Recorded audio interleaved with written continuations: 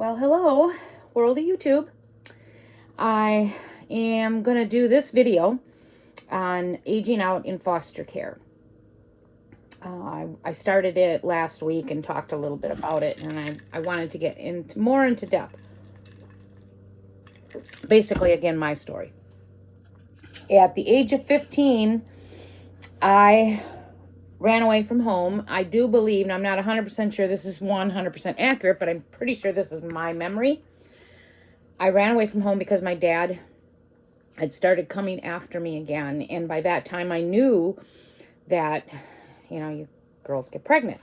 And there was no way in heck I was going to end up dealing with that. So I ran away and I went to the police station. I mean, I literally ran away the night that he tried to bother me. And I went to the police station and told them what was going on. And back then, they didn't do a whole lot. So I believe I was put in like a detention. They called it detention back then. And it was actually in the jailhouse, in the jail. And it was detention. So I went there until I went to court. And then I was placed in what they call a temporary foster home. Those foster homes, I believe, if I remember right, it was either like a time of 90 days or 6 months max. And then you move on to a permanent foster home. So I went into a temporary foster home. Weird was, they placed me in a temporary foster home that was a half a block from my then boyfriend, who, looking back, wasn't too smart because, he wasn't a good boyfriend. My first boyfriend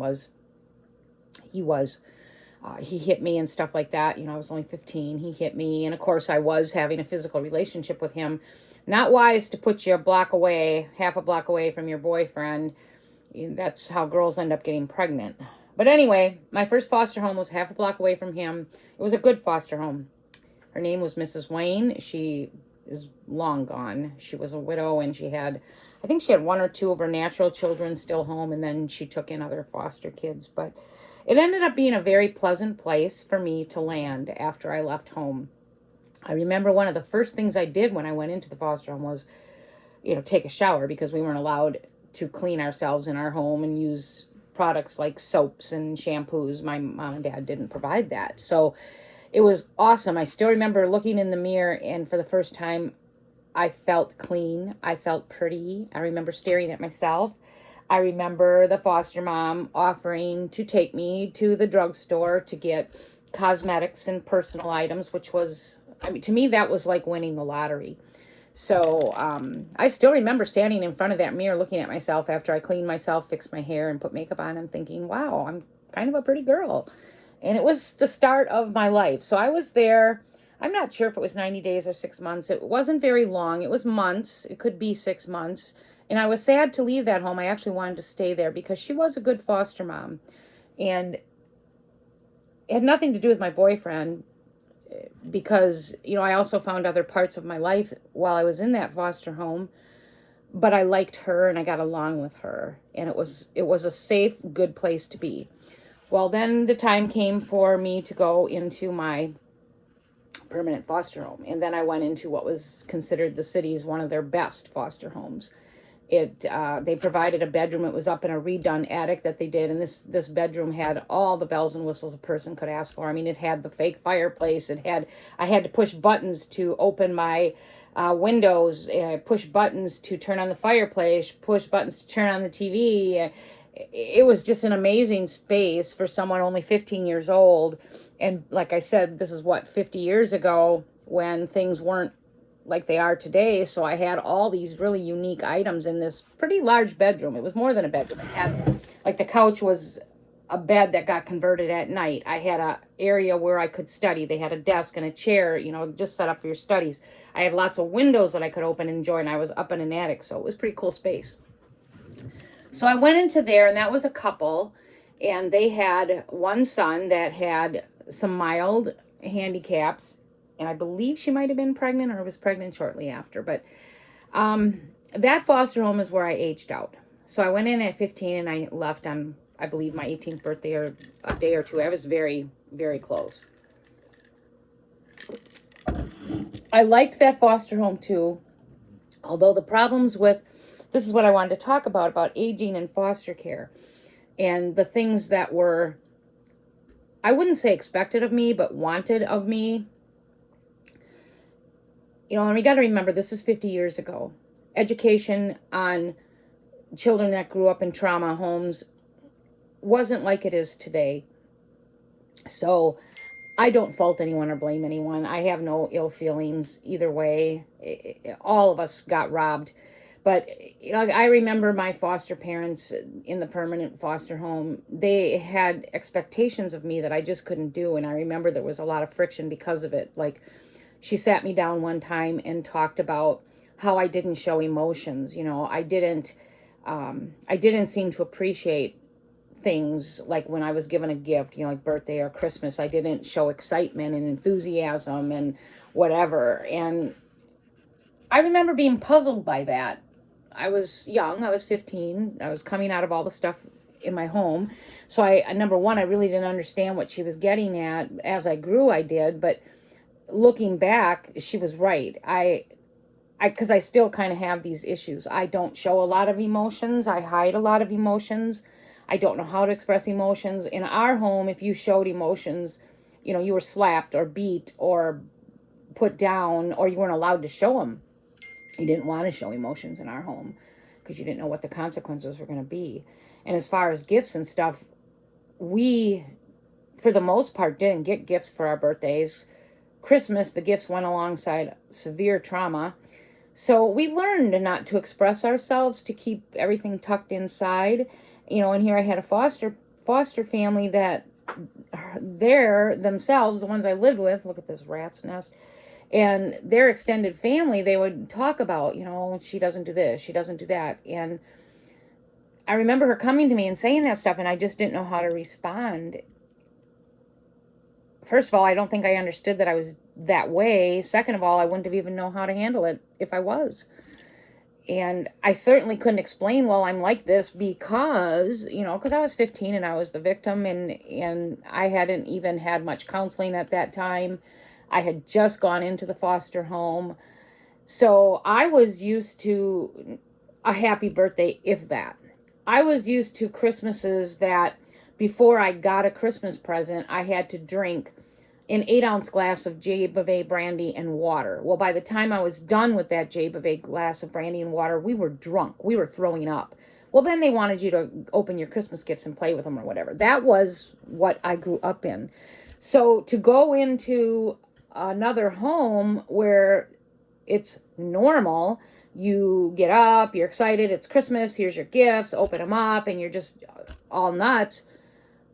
That was like a foreign language to me. I didn't get it. I didn't understand it. I didn't know how to respond to that. And I didn't know how to respond to most things, like I didn't hug. I didn't do that stuff because the only time really I ever got touched was inappropriately. And that was true for most of my siblings. We were touched inappropriately. And not just sexually, but, if we were touched, it's because we were smacked, punched, kicked, weapons used on us. So I wasn't a hugger. My siblings really aren't to this day. We all struggle with that. We are better with our kids. I'm still working on that at 66 years old. I still work on it. And so I was different. But the part I wanted to talk about aging out in foster care is the foster parents back in my day, they didn't get this training. They didn't get this stuff to help them when they get these troubled teens in their home, how to interact with them. And, when someone says, well, gosh, she doesn't show any emotions, they don't hug, they don't do this, they can educate them and say, yes, you're right, and this is why. And it would have helped people understand why I seemed cold, aloof, didn't care, whatever. It was none of those things. I wasn't a cold person. I wasn't a detached, well, I was kind of detached. I was a person that was protecting herself. I kept myself closed up. I didn't want anyone touching me because I associated touch with bad. But nobody understood that back then. They didn't have those therapies available for the trainings for the foster parents and the therapies for the kids. So for me, aging out in foster care wasn't a bad experience. It was certainly better than my home. But it also was an experience where nothing was provided to me. Like, I didn't get counseling when I went into the foster home. It was like, okay, you're out of your parents' home. Now you're just done. just go float in life. So, of course, I made a lot of bad decisions initially. When I went into the foster care, I missed my 7. You guys remember, I was the oldest of 8, so I was the caretaker for all my siblings. And I missed them ferociously, and my mom and dad wouldn't let me see them. So it was like when I left the foster home, everything was cut off. I couldn't see my siblings. There was no visitations. There was nothing. I didn't want to see my parents, but I wanted to see my siblings. And nothing was, it was just like, okay, it was done. I was out of their lives. And it was, that for me was the hardest part. I cried myself to sleep many nights for long times, missing my brothers and sisters and wondering how they were, because I didn't know if my dad would then go after them. I've learned now that he did. So I didn't have foster parents that also understood that. You know, they kind of felt like, well, I moved into their house, now I should just love their children like my siblings. And I never felt that. I never felt that because, you know, I didn't grow with them. I wasn't raised with them. And so I didn't have those feelings towards them. And that was something they struggled with too. But, yeah, after I left and went into the foster home, I didn't see much of my mom and dad, much at all, till I turned 18. And like I said, I was in a safe place where no one bothered me physically or sexually, but I wasn't in a space where I was getting help mentally for everything that I had went through, and then things that I was still going through, like missing my siblings. So I ended up, while in foster care, I got into drugs big time. I did a lot of good things. I did well in school. I got myself a part-time job because my foster parents were also the type, she didn't want to give out any money for anything. Like an example, I needed clothes because when I went into foster care, I left with the clothes on my back. My mom wouldn't and dad wouldn't let me take anything. Not that looking back, why would I have wanted it? It was all dirty, grungy stuff. I used to, gosh, what do you call that? Safety pin my bras together. And, you know, like my mom hardly did laundry, so my whites were darks. It was gross. So didn't want it. But I left with just what I had on my back. Maybe I took another outfit. I don't know. I just know I didn't have anything. I had no personal items, no, you know, like sanitary items, no clothing. And here I was coming up in high school. So I went to my foster parent, and then I went to my social worker. He took me shopping. I still remember to this day. My social worker took me shopping at J.C. Penney in downtown Racine for underclothing. Talk about embarrassing. A 15-year-old girl shopping for bras and underwear that I don't know anything about because my mom never taught me this stuff. So how do you find sizes with a man social worker? I did it, but still, that was just for those items, just bras and underwear.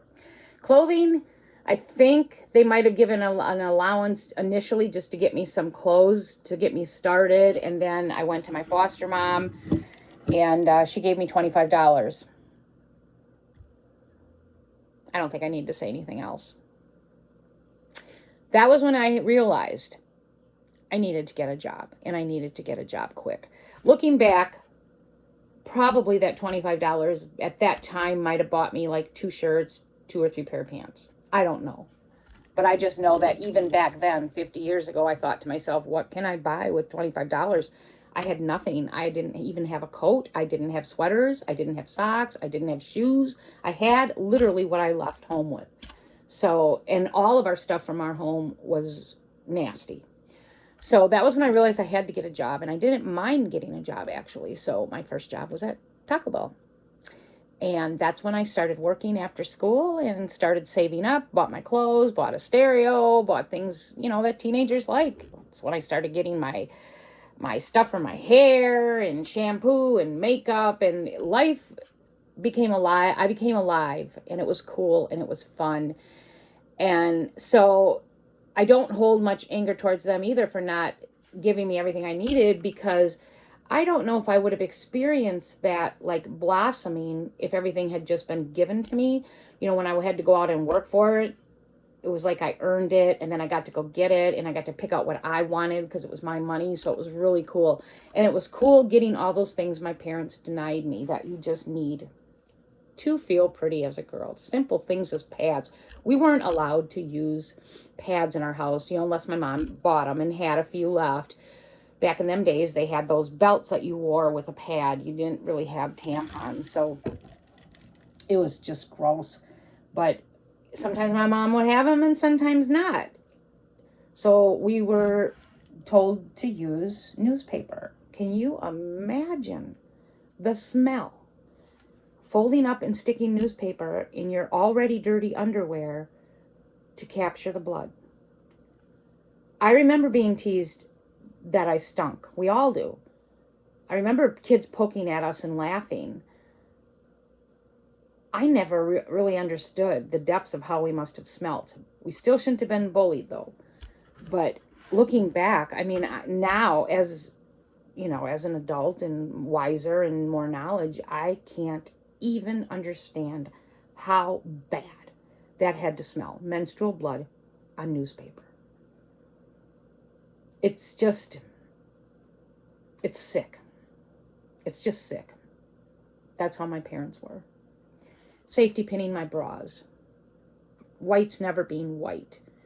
Sheets were never cleaned. No pillowcases. Those are all things to this day that I overcompensate. Like I change my pillowcases every 2 to 3 days. I change my sheets weekly. That's not over obsessive at all. But I always make sure I have an overabundance of toilet paper. I always have wipes. I don't run out of shampoos.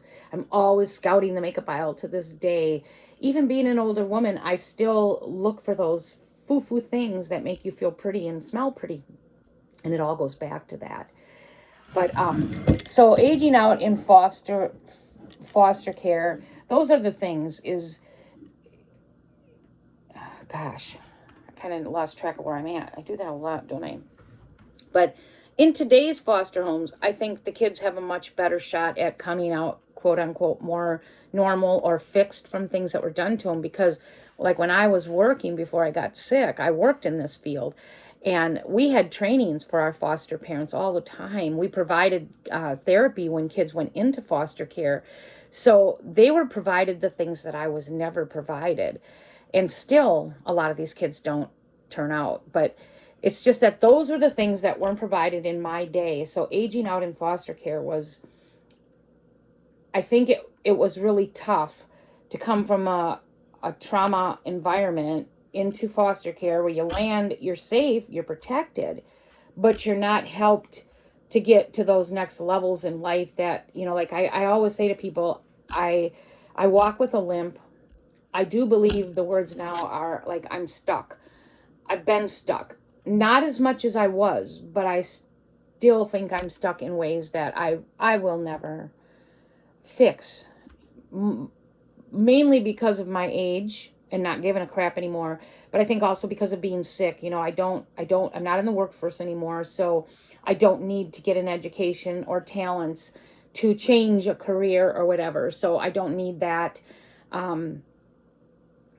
Life partner, I think if I were to end up single again, I wouldn't want to remarry anyway. So I don't feel like, gosh, now I lost my train of thought again. I don't feel like I need those things to help me correct and get unstuck and continue down a path of life where you're very successful. I feel like I am successful despite what was done to me, but I'm not nowhere near what I should have been.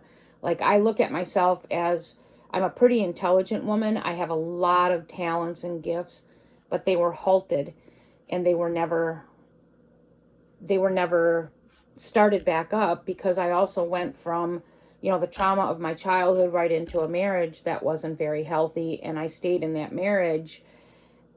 And that marriage pretty much consumed me. I was raising my kids and dealing with that. So I definitely got stuck. And it limited me very much so in maybe my professional life. And so that's the thing about aging out in the time that I did. We were not given the tools that kids of today will get, which will hopefully halt and help them continue on to a path where they can find out way before they're 40, 50 years old who they are, what they like, what kind of career they'd like to be into, how to parent. Should I have children? Should I not have children? Like looking back at my life, I do believe I should have had children. I have no regrets in that. But I do I do know that looking for a life partner, I had no clue, and I made a lot of mistakes in that area. So that would have been definitely something different. I didn't know how to protect myself. I didn't know how to, I was learning, but still it wasn't coming at the pace it needed to come to. So a lot of people got away with a lot of stuff with me because I just accepted it, allowed it, and it's just a shame because I do look past in my past as I was growing up into my teen years, into my young years, and even into recent years where I just accepted the crap from people just because I wanted their company or I was lonely or whatever, which today, now, these years later, I don't care about friendships anymore. I'm very selective. I don't want to pursue people that, don't know how to treat you correctly. Like, I'm tired of people that, oh, you're my friend. And they'll say that loosely, kind of like people that say, oh, I love you. It's just a word. It doesn't have a meaning behind it. It's used so loosely today. Oh, thank you, I love you. You'll hear all these politicians say it. You'll hear so many people just use these words loosely. It has no meaning. I have no time for that anymore. If you're going to say you love somebody, you better damn well have some action behind it. If you're going to say that you're a friend, you better damn well have some action behind it. Don't say you're my friend and then you never, you don't want to spend time with them. They got to beg you. No, I'm done with that superficial crap. Those are all things that go back to my childhood trauma that never got fixed. Aging out in foster care where they didn't have the tools that they have today. So we have this whole segment of population, I'm not the only one here, that went into foster care 50 years ago and didn't get the tools they needed to become successful in life. So I don't know if this helps anybody. I know I ramble a lot, but I hope in the midst of all of this that you pick out some pieces that help you understand maybe why you are the way you are. Maybe things that you might need to work on if you're younger, and you're still in the process of picking out a partner or a new partner or looking for a career change or whatever. Or perhaps maybe you're going to be a foster parent and you get kids like me that don't show much emotion and don't have much feeling and, they're not huggers and all these things.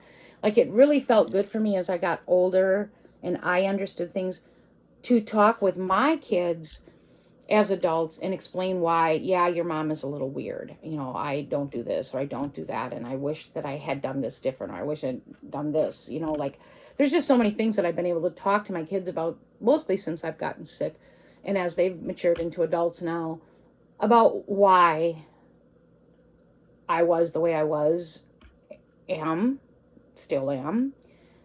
And I can tell, like, some of my conversations with my kids have helped my kids heal. Because I have one especially that has let his trauma be known from what he went through with us.